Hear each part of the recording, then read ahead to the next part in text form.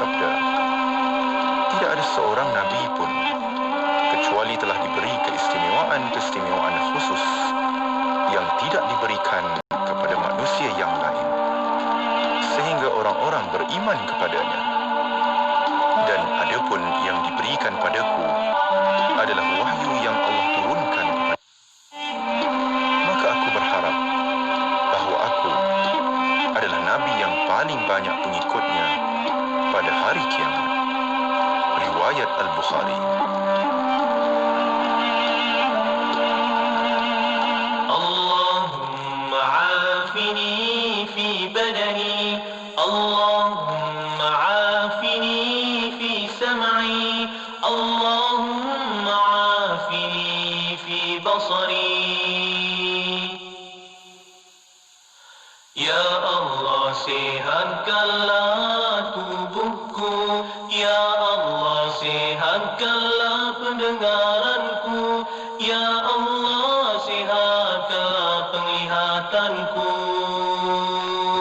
Ya Zal Jalali wal Ikram, Ya Zal Jalali wal Ikram, Ya Zal Jalali wal Ikram, amitna ala dinil Islam. Ya Zal Jalali wal Ikram, Ya Zal Jalali wal Ikram, Ya Zal Jalali wal Ikram, amitna ala dinil Islam. Ya Zal Jalali wal Ikram, Ya Zal Jalali wal Ikram, Ya Zal Jalali wal Ikram, amitna ala dinil Islam, amitna ala dinil Islam, amitna ala dinil Islam. Dengarkan IKIM di Perlis 89.0 FM hanya di IKIM Inspirasi Inforia Islami daripada kami di Politeknik Tuanku Said Sirajuddin Perlis. Anda kini sedang mendengar Ekspresi IKIM bersama Faiz Haji Osman. IKIM Inspirasi Inforia Islami dah masuk jam 9 malam teman-teman kan saya, dan insyaAllah jam ini kita nak bersama ikuti pengajian ilmu kita dalam siri Syama'il Ar-Rasul bersama dengan Habib Najmuddin Uthman Al-Khirid dalam pengajian kita menerusi kitab Syama'il Muhammadiyah, dan kita masuk dah 2 bab yang terakhir untuk kita dengarkan pada malam ini.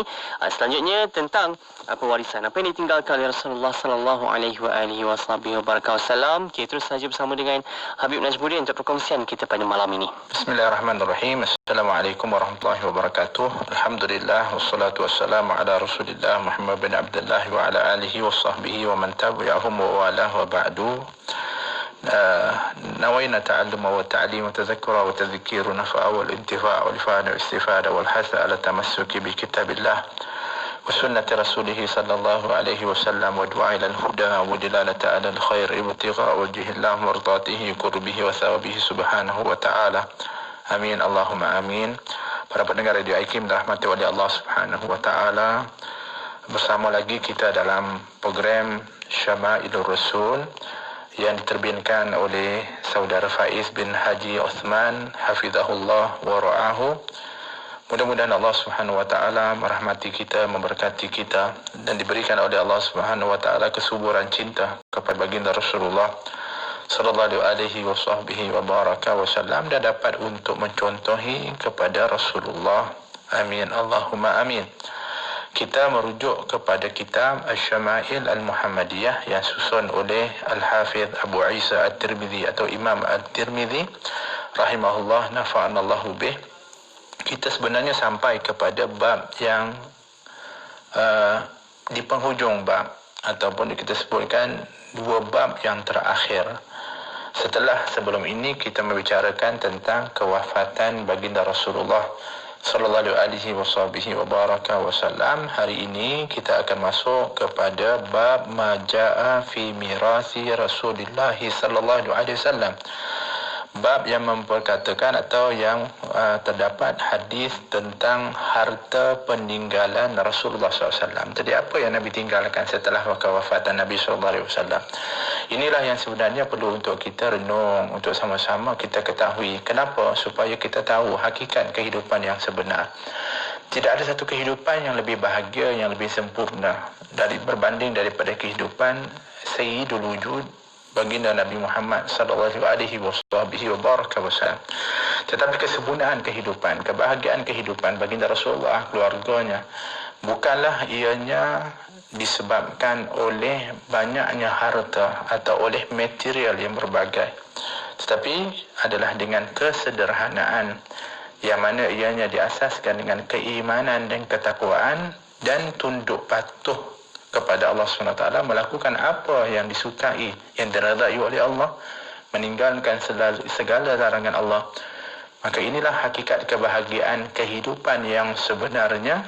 Oleh kerana itu Nabi SAW hidup dalam keadaan yang sangat sederhana, kerana di antara sesuatu yang sangat dibimbangi oleh Nabi SAW adalah fitnah atau disebut ujian harta, dan ujian daripada kesenangan itu adalah yang menjadikan seseorang itu akan semakin lalai dan akhirnya jauh tidak daripada ketaatan kepada Allah Subhanahu Wa Taala. Jadi kalau kita tengok, diriwayatkan oleh Amr bin Al-Harith radhiyallahu anhu. Jadi kita tengok dalam hadis yang pertama di dalam bab ini, Amr ibn Al-Harith radhiyallahu anhu, dia adalah merupakan akhi Juwairiyah. Dia adalah merupakan daripada saudara kepada Juwairiyah radhiyallahu anha, dan dia adalah merupakan di kalangan para sahabat. Lahu suhbah disebutkan. Dia adalah merupakan seorang sahabat radhiyallahu anhu.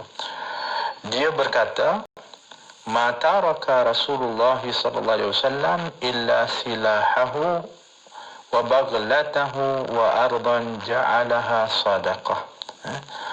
Dia kata Rasulullah SAW tidak meninggalkan harta melainkan senjatanya. Satu. Yang kedua, baghal. Yang ketiganya adalah sebidang tanah yang telah baginda sallallahu alaihi wasallam jadikan sebagai sedekah semasa Nabi masih hidup.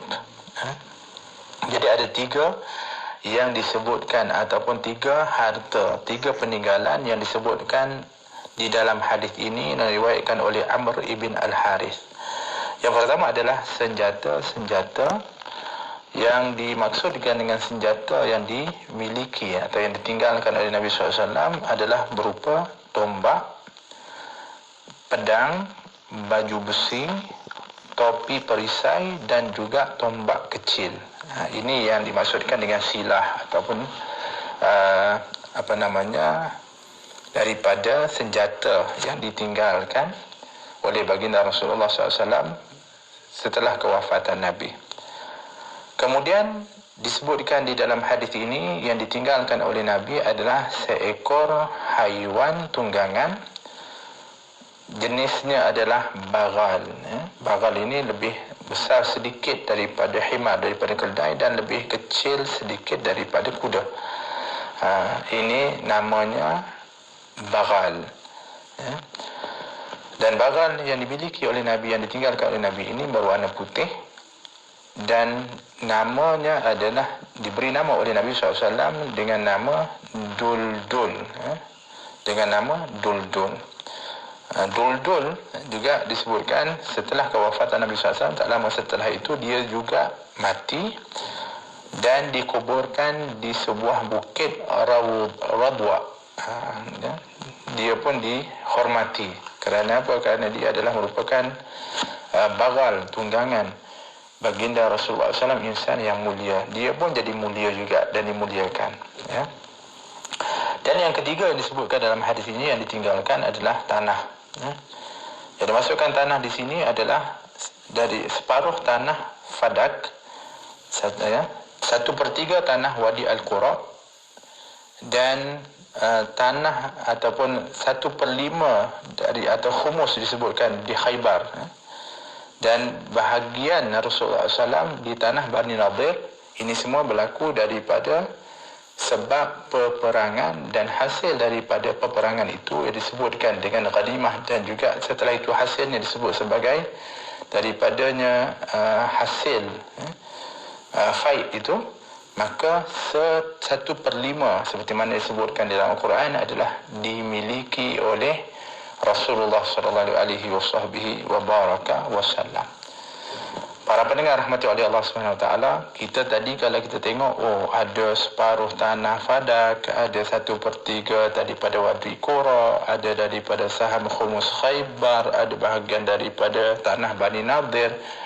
Kita kata, banyak juga ya yang dimiliki tanah oleh baginda Rasulullah SAW, tapi rupa-rupanya tanah-tanah ini statusnya adalah wakaf. Nabi telah pun mewakafkan tanah ini, seperti mana kalau kita lihat dinyatakan oleh Al-Imam Ibn Hajar Al-Asqalani, seperti mana tersebutkan riwayat, Nabi telah mewakafkan tanah ini bahkan dalam kehidupan, dari sejak kehidupan Nabi SAW. Bahkan tanah-tanah yang dimiliki oleh Nabi, dan ini hak yang diberikan oleh Allah kepada Rasulullah SAW, tidak pernah sebenarnya Nabi SAW gunakan untuk kepentingan peribadi baginda Rasulullah. Bahkan hasil-hasil dari tanah ini Nabi SAW gunakan untuk menanggung kepada para fuqara wal masakin. Ini hakikat yang telah pun disebutkan di dalam riwayat, dan telah pun disaksikan oleh para sahabat daripada apa yang dilakukan oleh Nabi SAW, sehingga disebutkan bahawa tanah ini telah pun diwakafkan sebenarnya sejak dari hidupnya Nabi SAW, yang mana Nabi SAW telah pun memperuntukkan untuk digunakan untuk kaum muslimin, dan adalah sebahagian kecil yang mana untuk keluarga baginda Rasulullah SAW, kerana nafkah adalah merupakan kewajipan. Inilah yang ada daripada apa yang telah pun disebutkan, cuma disenaraikan ianya daripada tanah yang dimiliki oleh Nabi SAW, kerana pada waktu kehidupan Nabi SAW, Nabi SAW juga mengambil sedikit bahagian daripadanya untuk memberikan kecukupan kepada keluarganya. Kalau kita lihat dalam beberapa riwayat yang lain, juga disebutkan apa yang ditinggalkan oleh Nabi itu ada beberapa lagi daripada barang-barang peninggalan Nabi. Di antaranya adalah jubbah Yaman. Disebutkan Nabi memiliki jubbah Yaman. Jubbah Yaman seperti mana dipakai oleh para habaib, yang mana dipakai luar daripada kamis, dan dianya terbelah di bahagian hadapan. Ada lagi beberapa kamis yang kita sebut jubah lah dalam bahasa Melayu kita ni, yang mana baik itu daripada kamis suhari dan kamis suhuli.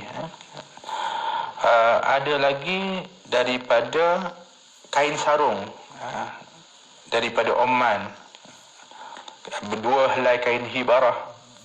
Begitu juga dengan beberapa kopiah disebutkan dalam riwayat, serta selimut. Jadi ini adalah di antara barang-barang peninggalan baginda Rasulullah SAW.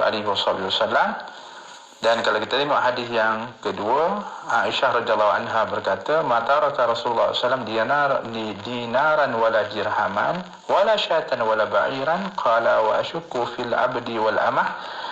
Kata perawi ini, Zuhair bin Hubashi ni, dia dengar Sayyidina Aisyah bagi tahu bahawa Rasulullah SAW ni tak tinggalkan dinaran wala dirham, maknanya tak ada duit Nabi tinggalkan. Sebab kalau kita tengok pun dalam apa yang telah kita bahaskan ketika mana wafat Nabi SAW, sebelum wafat Nabi SAW, 1 hari atau 2 hari sebelum kewafatan Nabi, seperti mana riwayatkan, Nabi SAW telah pun mengeluarkan apa yang dimiliki dari sisa wang yang dimiliki oleh Nabi itu. Di mana Nabi berikan, Nabi infakkan, Nabi sedekahkan. Sempat lagi sebelum ke dalam keadaan sakit Nabi SAW, Nabi sempat minta baki-baki, kalau tak salah beberapa dirham yang dimiliki oleh Nabi, dan Nabi infakkan, Nabi sedekahkan. Supaya apa? Supaya Nabi SAW wafat dan meninggal tanpa ada yang dimiliki daripada wang ataupun daripada duit itu. Masya Allah, ini zuhudnya Nabi kita Muhammad SAW. Ya. Dan tidak ditinggalkan kambing ataupun unta. Walaupun Nabi sebenarnya ada unta, Nabi ada kambing juga pernah. Tetapi Nabi SAW sudah membahagi-bahagikan dan memberikan sebelum kewafatan Nabi. Cuma yang tinggal pada waktu itu adalah dul-dul, bagal yang dimiliki oleh baginda Rasulullah sallallahu alaihi wasallam.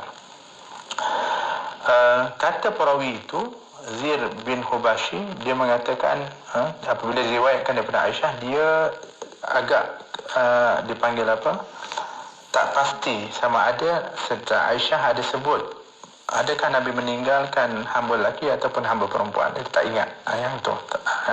Walhasil apa yang kita boleh simpulkan bahawa zuhudnya Nabi kita Muhammad SAW ketika mana hayatnya, ketika hidupnya di atas dunia ini, dan barang-barang atau harta yang ditinggalkan oleh Nabi SAW ini kita dapat tahu dan kita dapat untuk sebut satu-satu.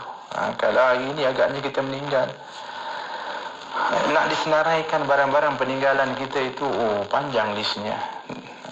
Begitu kerana terlalu banyak sebenarnya yang kita miliki sekarang ini. Yang apa yang kita miliki sebenarnya bukanlah milik hakiki kita, bukan. Selain daripada dia sebenarnya adalah pinjaman daripada Allah, tetapi bukan hakiki kerana kita pasti akan meninggalkannya dan diwarisi oleh ahli waris atau orang lain. Ini hakikat sebenarnya. Jadi janganlah jadi orang yang terlalu cinta, sayang sangat kepada harta yang kita miliki ni. Kerana pada hakikatnya dia bukan milik kita. Kita akan tinggalkan dia dan dia akan dimiliki oleh orang lain. Sedang pendengar rahmati oleh Allah Subhanahu Wa Taala. Jadi Nabi kita Muhammad SAW ni hidup kat dunia bukan untuk mengumpulkan harta. Kita tengok tinggalkan barang-barang sederhana, betul. Kerana bukan diutuskan untuk mengumpulkan harta, tetapi diutuskan untuk menyampaikan risalah, untuk menyampaikan amanah daripada Allah SWT, untuk taat berbakti kepada Allah, untuk berbakti kepada agama Allah, untuk nak membawa kepada kebaikan kepada umat ini. Ini adalah merupakan daripada jasa Nabi kita Muhammad sallallahu alaihi wasallam. Para pendengar rahmati oleh Allah, jadi adalah kalau kita tengok tadi beberapa daripada barang harta yang ditinggalkan oleh Nabi, tapi siapa yang akan mewarisi daripada harta peninggalan Nabi SAW? Seperti mana yang kita selalu dan kita maklum bahawa sudah tentulah yang akan mewarisi kepada harta seorang yang meninggal dunia itu adalah ahli waris. Tapi rupanya berbeza. Akan kedudukan Nabi dan juga bahkan berbeza, sama seperti mana berbezanya para anbiya wal mursalin, para rasul, yang mereka ini apabila meninggal, walaupun meninggalkan sesuatu, sebenarnya mereka tidak mewariskan kepada ahli waris. Hartanya tak diwariskan kepada ahli waris. Jadi inilah yang diriwayatkan di dalam hadis daripada Abu Hurairah radhiyallahu anhu qala ja'at Fatimah ila Abi Bakrin faqalat man yarithuka faqala ahli wa waladi faqalat ma li la arithu abi فقال أبو بكر سمعت رسول الله صلى الله عليه وسلم يقول لا نورث ولكني أعول من كان رسول الله صلى الله عليه وسلم يعوله وأنفق على من كان رسول الله صلى الله عليه وسلم ينفق عليه. Jadi Abu Hurairah cerita satu hari setelah wafat Nabi SAW, Sayyidina Fatimah radhiyallahu anha datang berjumpa dengan Sayyidina Abu Bakar Siddiq radhiyallahu anhu. Sayyidina Abu Bakar setelah kewafatan Nabi dilantik, diangkat menjadi khalifah Rasulullah sallallahu alaihi wasallam. Jadi bertanggungjawab menguruskan kepada kaum muslimin, pemimpin kepada kaum muslimin. Jadi semua urusan-urusan yang diwarisi daripada Rasulullah SAW, amanah Rasulullah SAW dipikulkan kepada Sayyidina Abu Bakar Siddiq. Maka Sayyidina Abu Bakar akan melaksanakan sebagaimana yang telah pun ditunjuk, diajar, dicontohkan dan disebut oleh Nabi SAW. Jadi inilah yang berlaku setelah kewafatan Nabi. Sayyidina Fatimah radhiyallahu anha, anak tercinta baginda Rasulullah, mempunyai kedudukan yang cukup tinggi dan mulia di sisi Allah dan di sisi Rasulullah SAW. datang kepada Khalifah Rasulullah, iaitu Sayyidina Abu Bakar Siddiq radhiyallahu anhu. Kemudian dia tanya satu soalan.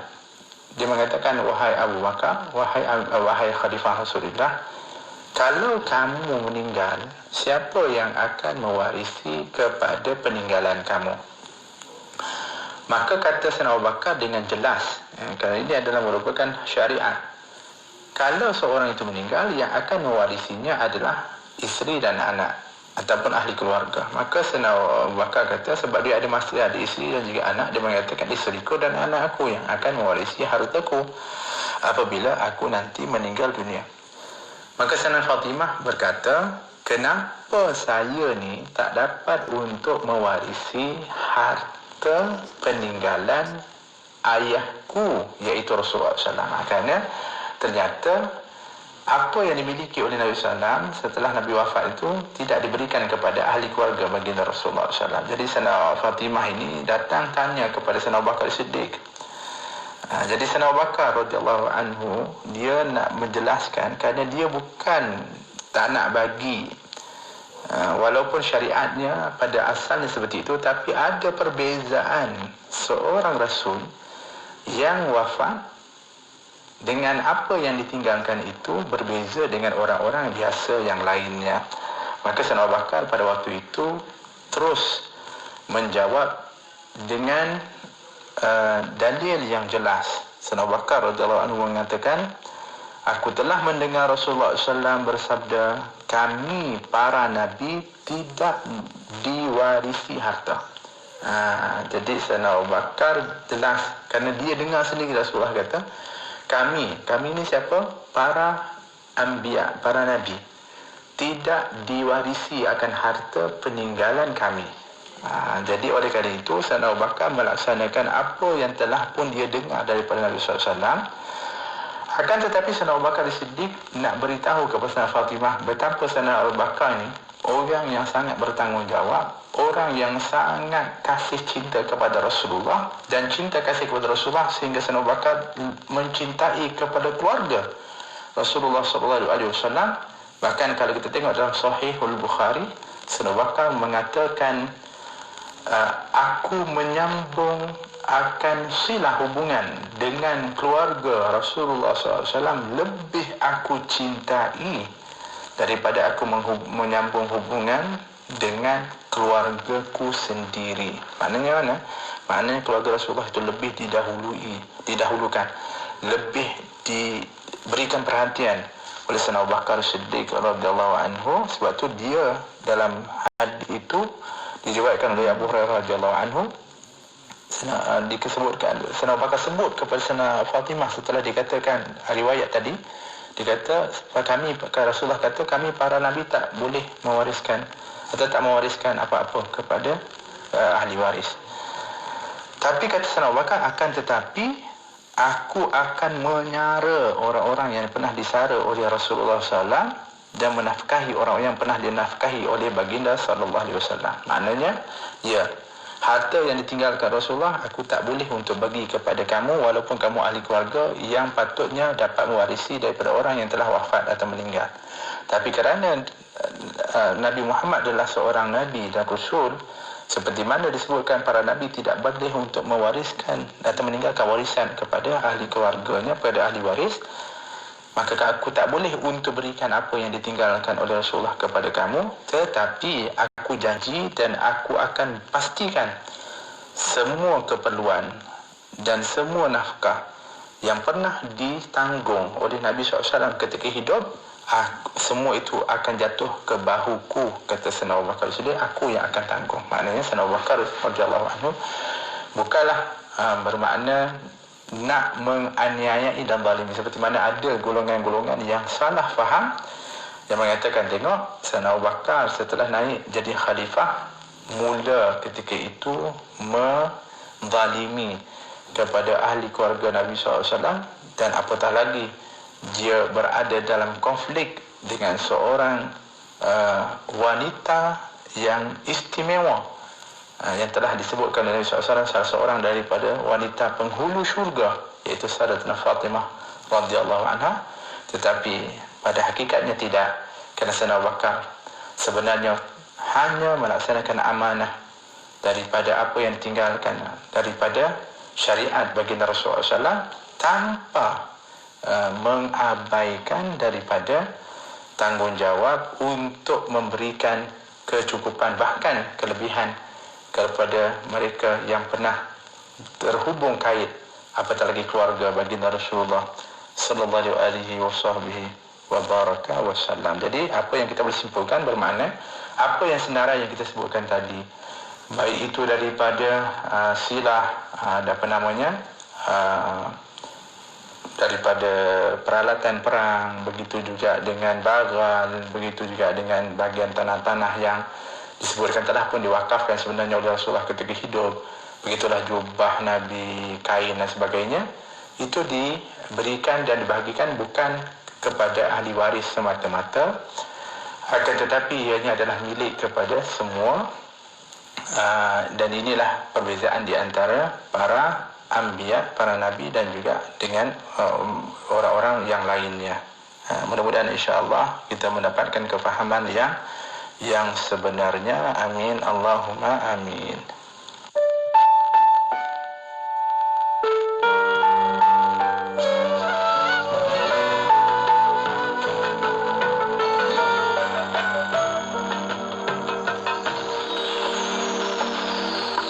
Semakin hampir detik kematian, suratan takdir takkan dilengahkan. Diri khawatir, resah perasaan, kinat terakhir masih tersimpan. Apakah jawabanku nanti apabila menghadap Tuhanku? Sedangkan 7 dinar ini masih ada di tanganku. Akhirnya 7 dinar diadil, barulah tenteram nurani menuju kasih tertinggi. Dunia bukan halangan.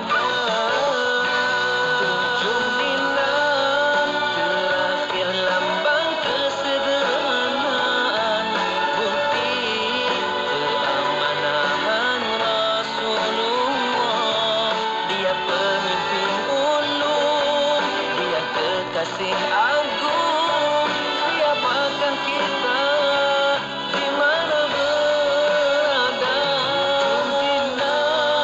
Terakhir lambang kesederhanaan, bukti keamanahan Rasulullah. Dia pemimpin ulung, dia kekasih agung, siapakah kita? Mana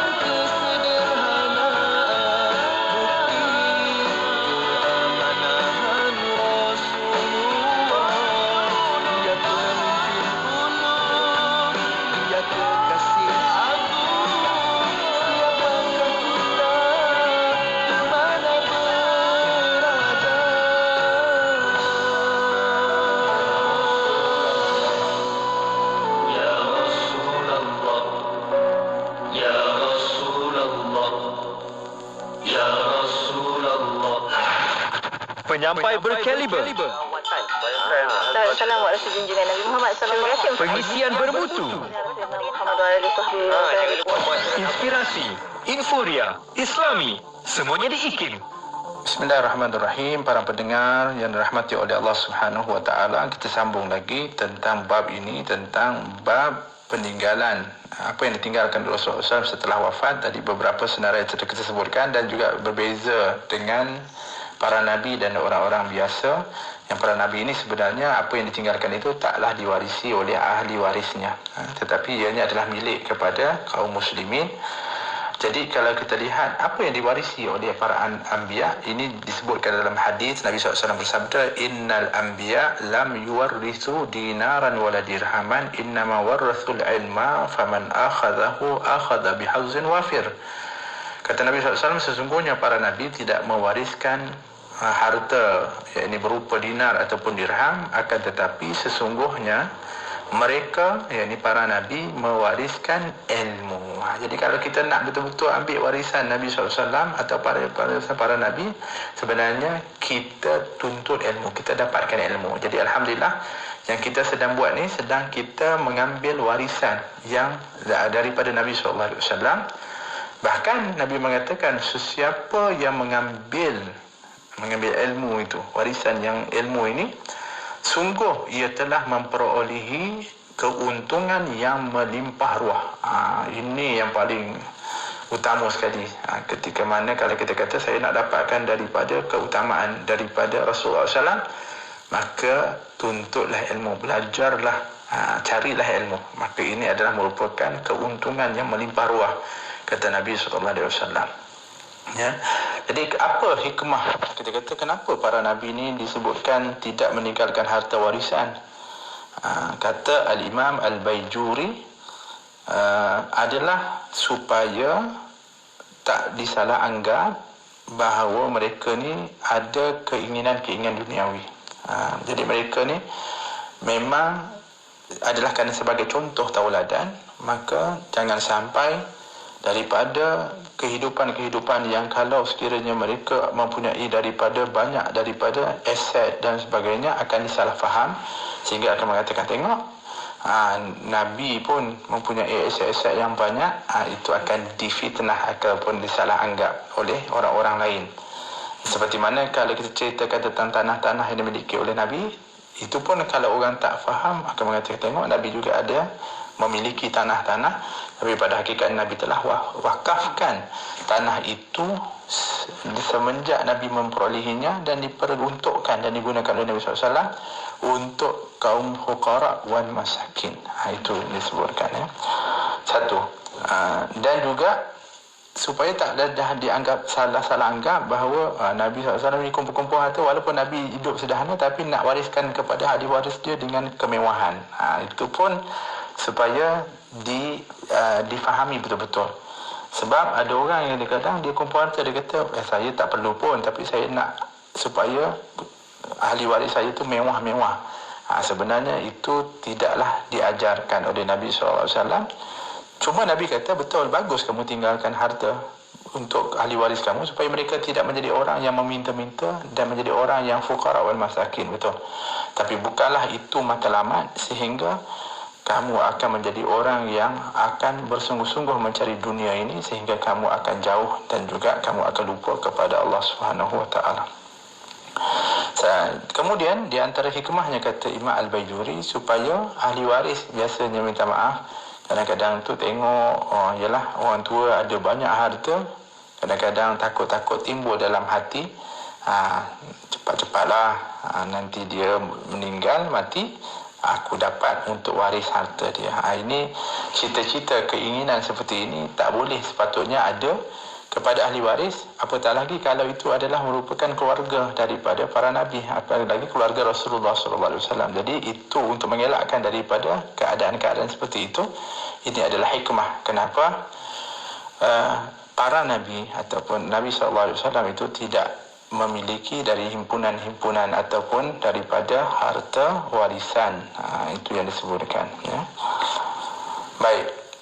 Kerana apa? Kerana takut kalau sekiranya ialah contohnya kalau orang bercita-cita tak baik kepada seorang, kalau kepada ayah atau ibunya pun itu adalah merupakan kederhakaan. Kederhakaan kepada ayah pun adalah merupakan ancaman daripada Allah SWT sangat dahsyat. Apatah lagi kalau bercita-cita mati kepada seorang Rasul, apatah Rasulullah SAW, Allah, itu akan membawa kepada kemusnahan yang dahsyat. Jadi untuk mengelakkan seperti itu, maka ini hikmah kenapa Rasulullah SAW tidak meninggalkan harta warisan. Baik, kita terus kepada hadis yang seterusnya daripada Abi Al-Bakhtari, An Ibn Abbas wa Aliyan radhiyallahu anhuma jaa ila Umar radhiyallahu anhu yakhtasiman. Dia cerita kata Al-Abbas radhiyallahu anhu, iaitu bapa saudara Rasulullah SAW, dan Ali radhiyallahu anhu, iaitu menantu Rasulullah SAW, datang bertemu Amirul Mukminin Sayyidina Umar Khattab. Ini di ketika zaman Sayyidina Umar menjadi khalifah, disebut digelar dengan Amirul Mukminin. Mereka datang yakhtasiman, ialah ada satu pertikaian yang berlaku di antara Sayyidina Abbas dan juga Sayyidina Ali karamallahu wajhah, antara keduanya. Yaqulu kullu wahidin minhuma li sahibihi anta kadza anta kadza. Setiap daripada mereka tu datang mengadu kepada Sayyidina Umar. Dia kata engkau, Al-Abbas mengatakan kepada engkau buat begini, kau begini. Sayyidina Ali kata pula kepada Al-Abbas, engkau dah buat macam ni, engkau dah buat macam ini. Lalu Sayyidina Umar Al-Khattab radhiyallahu dengan kebijaksanaannya. Ni Sayyidina Umar bijak. Dia tahu ini dua orang yang hebat, keluarga Rasulullah, bukan orang calon-calon orang. Al-Abbas mempunyai kedudukan istimewa. Sayyidina Ali mempunyai kedudukan yang diketahui hebat oleh Sayyidina Umar Al-Khattab. Maka apa cara hikmah yang dilakukan oleh Sayyidina Umar? Maka Sayyidina Umar pada waktu itu tak menghalakan daripada apa yang disampaikan itu terus kepada keduanya, tetapi Sayyidina Umar berkata kepada sahabat-sahabat yang ketika itu berada bersama dengan Sayyidina Umar. Di antara mereka adalah Talha bin Ubaidillah, yang keduanya adalah Az-Zubair ibn Awam, yang ketiga adalah Abdurrahman bin Auf. Jadi dan tiga dan empat, yang keempat adalah Sa'ad. Sa'ad. Jadi empat orang ini berada bersama pada waktu itu, dan Sayyidina Umar berkata kepada keempat-empatnya, dia kata, anshudukum billah asami'tum Rasulullah sallallahu alaihi wasallam yaqul kullu mali nabiyyin sadaqatun illa ma at'amahu inna la nuras wa fil hadithi qissah. Jadi dia Sayyidina Umar pada waktu itu tengok pertikaian itu berlaku di antara Abbas dan juga Sayyidina Ali. Jadi ialah waktu itu tengah kita panggil apa, macam bertikam lidah sedikit.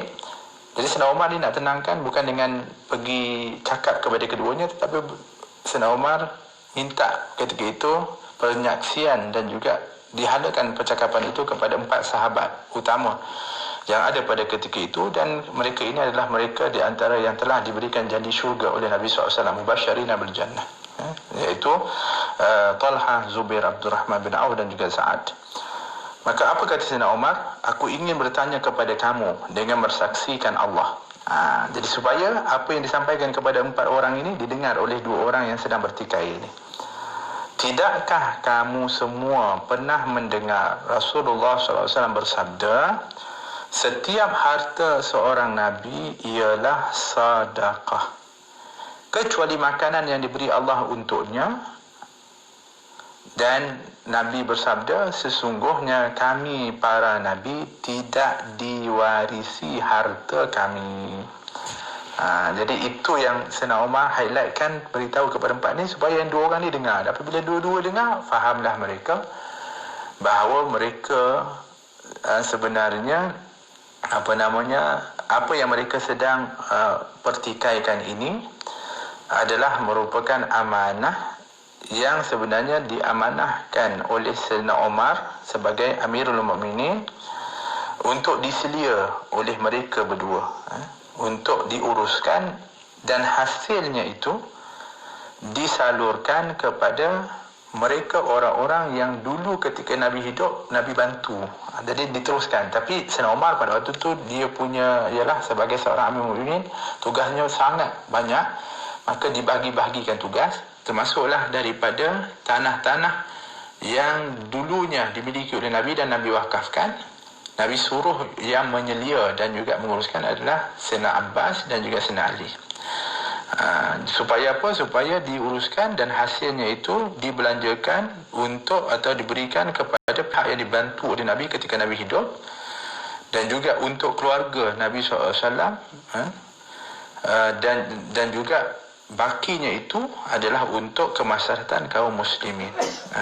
Jadi ini yang, tapi ialah apabila berlaku pertikaian itu, Sayyidina Umar highlightkan atau sebutkan perkara ini supaya keduanya itu akan kembali mengingati pesanan dan amanah ini.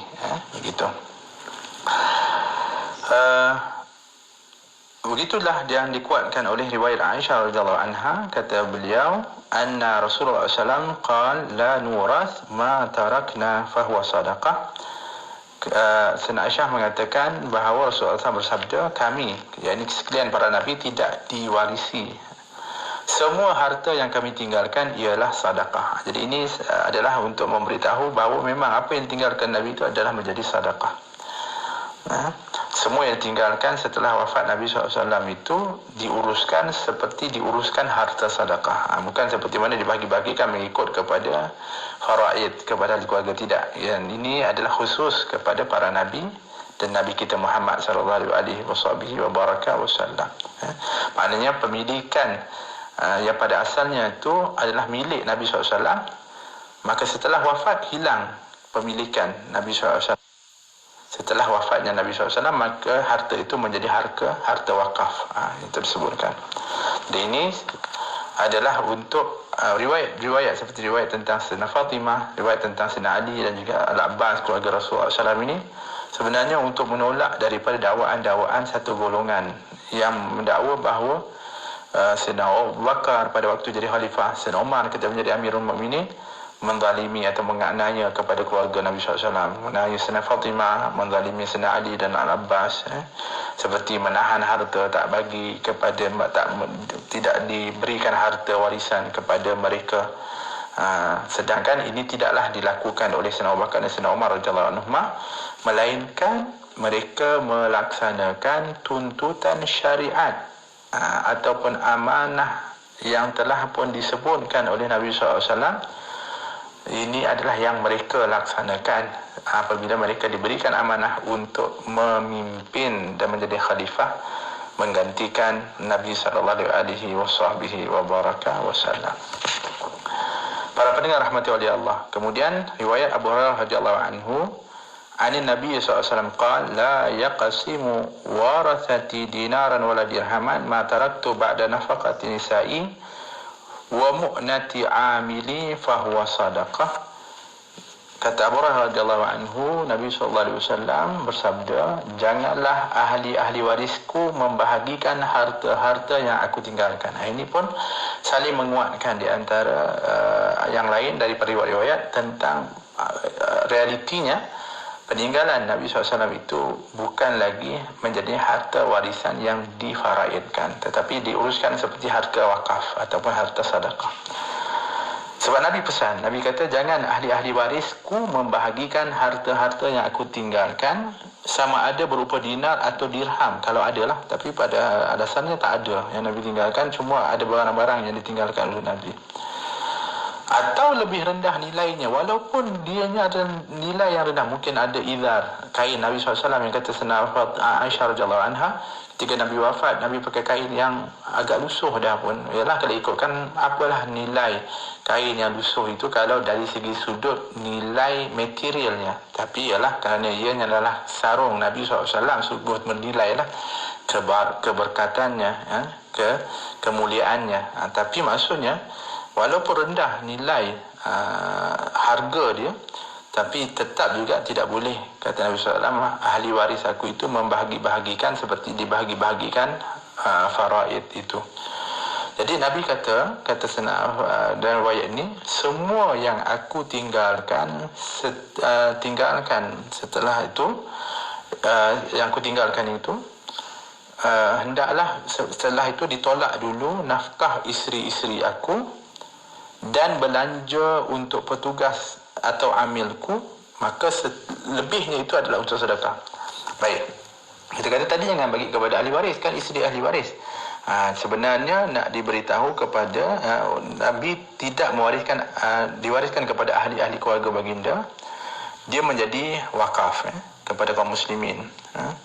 Jadi hasil daripada harta-harta, baik daripada tanah yang ditinggalkan, begitu juga apa saja, itu adalah untuk kemaslahatan kaum muslimin. Tapi Nabi syaratkan dulu untuk tolak bahagian nafkah untuk isteri-isteri Rasulullah. Jadi nafkah yang kepada isteri ini berterusan. Nafkah, bukannya yang diberikan itu adalah warisan, tetapi nafkah. Begitu juga kepada petugas atau amil baginda Rasulullah. Nafkah untuk isteri-isteri Rasulullah SAW ini akan mesti diberikan. Ini amanah yang telah diamanahkan untuk diberikan nafkah kepada isteri Rasulullah SAW ini sepanjang hayat mereka. Dia menjadi satu kewajipan. Dia diwajibkan oleh Nabi SAW. Daripada harta peninggalan itu berupa nafkah, bukan warisan. Kerana apa? Kerana mereka berada dalam pengertian wanita-wanita yang beriddah untuk selamanya. Kalau wanita yang biasa, iddah mereka 4 bulan 10 hari, iaitu apabila wafat meninggal suami mereka. Tapi lain halnya dengan isteri-isteri Rasulullah SAW, iddah mereka itu sepanjang hayat. Sebab apa? Sebab mereka tidak boleh dikahwini.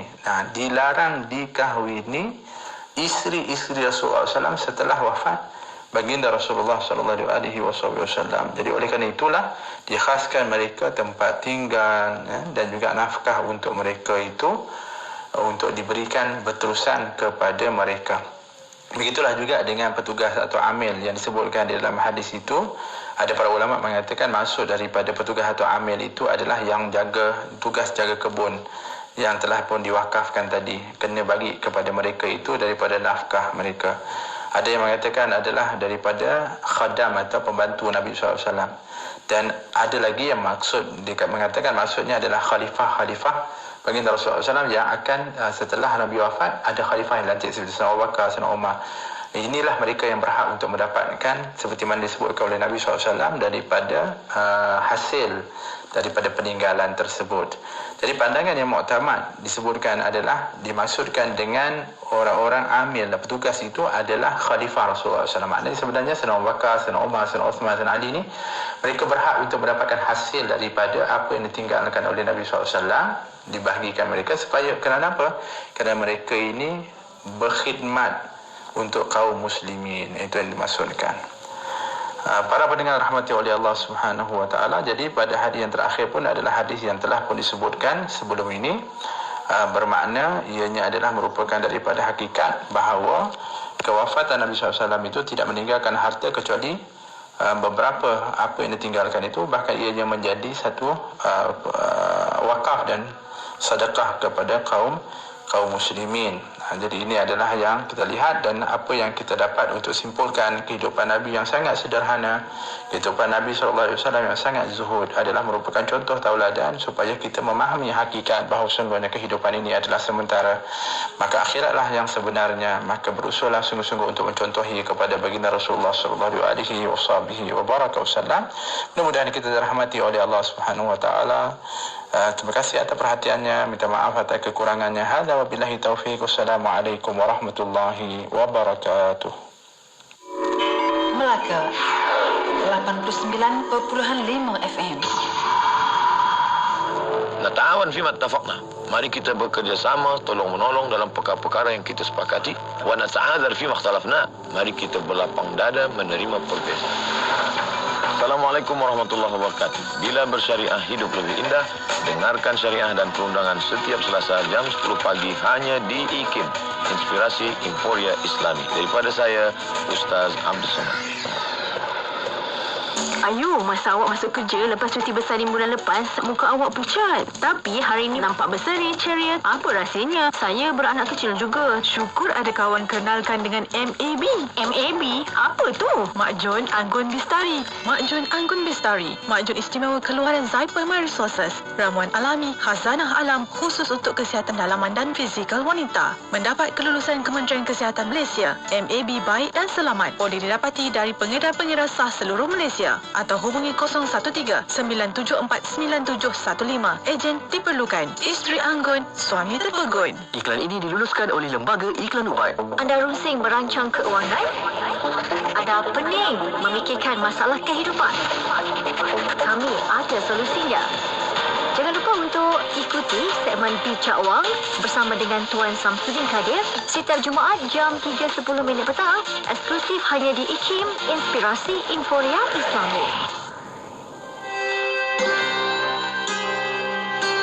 Dalam kerjaya akademiknya, Al-Boti pernah dilantik menjadi dekan Fakulti Syariah dan Ketua Jabatan Akidah dan Agama di Universiti Damsyik, Syria. Beliau turut dilantik sebagai profesor dalam bidang syariah dan profesor dalam bidang akidah. Al-Boti juga sering dijemput membentangkan kertas kerja di Universiti Al-Azhar. Malah Universiti Al-Azhar telah menyifatkannya sebagai Al-Alamah Syam. Manakala para ulama Syria pula memberi julukan Imam Al-Ghazali Contemporary.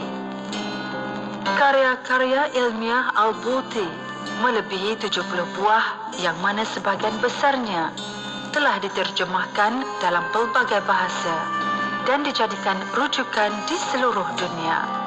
Malah sebahagian karya beliau telah mendapat anugerah di peringkat antarabangsa. Antaranya Kitab Fiqh Al-Sirah dan Kubra Al-Yakiniyah Al-Kauniyah.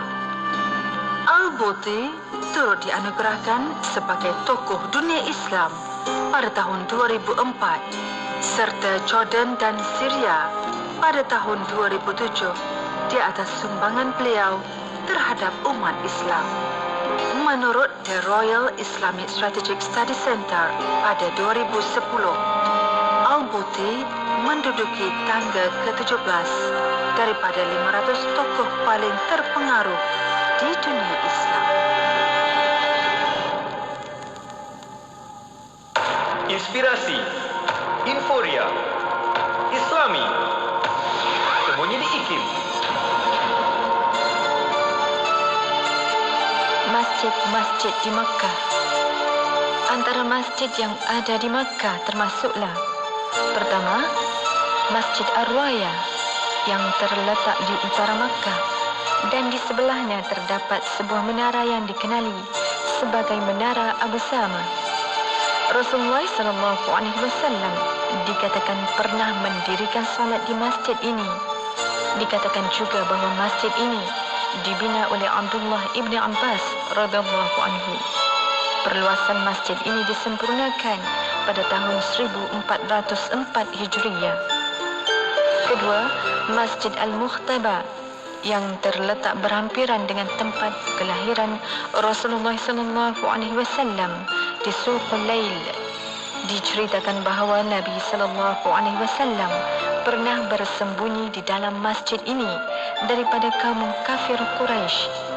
Pada bulan Rabiul Awal, banyak orang datang menziarahi masjid ini sebagaimana mereka menziarahi tempat-tempat yang lain. Ketiga, masjid yang tidak bernama. Masjid ini terletak berhampiran dengan semenanjung tanah Arab menurut suatu pendapat, iaitu di kawasan tanah rendah kota Makkah.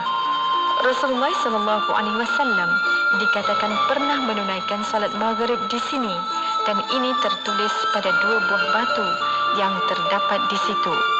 Keempat, Masjid Ibrahim Al-Qabsi yang terletak di Jabal Abu Qubais. Kelima, masjid yang dinisbahkan pada Abu Bakar As-Siddiq radhiyallahu anhu yang terletak berdekatan dengan Telaga Majin. Masjid ini dikatakan merupakan sebahagian daripada rumah Abu Bakr yang dikenali sebagai Darul Hijrah. Dari rumah inilah Abu Bakr keluar semasa berhijrah ke Madinah. Terdapat beberapa buah masjid lain yang terletak di luar kota Makkah. Antaranya ialah Masjidul Bai'ah atau Masjidul Jin. Diceritakan bahawa golongan jin telah berbai'ah dengan Rasulullah SAW di masjid tersebut. Sebuah lagi masjid ialah Masjidul Ijabah yang terletak di laluan perjalanan orang yang berkunjung ke Mina.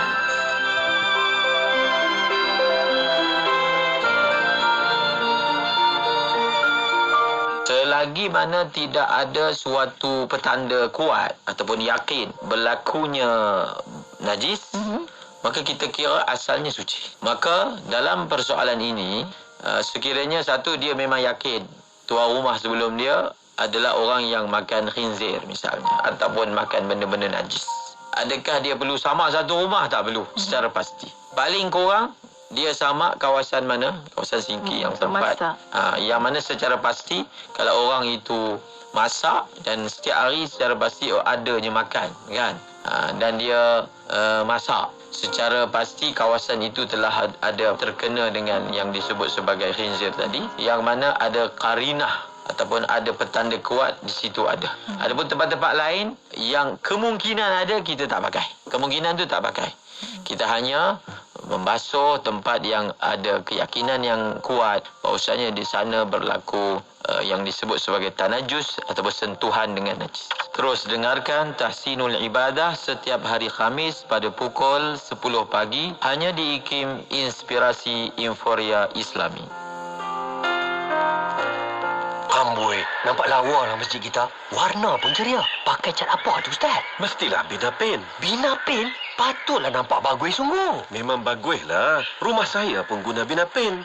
Cat keluaran syarikat tempatan berkualiti tinggi dan mesra alam. Yang lagi bagusnya, Bina Pen mengamalkan patuh syariah dan diiktiraf oleh SIRIM. Alhamdulillah, diyakini suci. Ya ke? Mana ada dapat tu, Ustaz? Layari binapenstore.com atau Facebook Bina Pen. Lani juga saya pergi beli. Ayo serta IKempen jom menyumbang RM50 demi pembebasan Masjid Al-Aqsa dan Palestin. Hubungi kami 03-8926-7019 dan layari Facebook Aman Palestin. Dengan roh, dengan darah, kami berkorban untukmu ya Aqsa. Radio IKIM 2020 memberi anda motivasi terbaik di waktu pagi bersama Haji Pian dan Hazwan. Di Warna Pagi IKIM, setiap Isnin hingga Jumaat, 6 orang yang bersyukur, dia akan nampak apa yang dia ada, bukan apa yang orang lain ada. Nanti dia akan tenang-tenang. Oh, at least sekurang-kurangnya aku ada benda ni. Diiringi dengan lagu-lagu nasyid terbaik di Malaysia.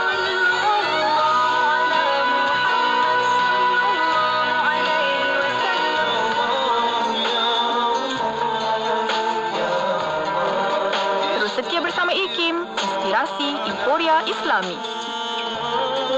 Hari ini, kita kalau nak menentukan kelangsungan sebuah negara, tiap-tiap rakyat mesti pastikan wakaf khususnya ataupun bagi orang yang bukan Islam menggunakan yayasan endowment, pastikan bahawa kita menginfakkan dana kita. Wakaf telah menjadikan satu tunjak kelangsungan peradaban dan hari ini orang Melayu sudah mampu memberikan sebahagian untuk memenuhi tuntutan asas hidup, iaitu rumah, mampu milik, pendidikan, beasiswa, kita boleh mampu. Kalau kita buat, maknanya Allah berikan negara ini barakah dan kemakmuran.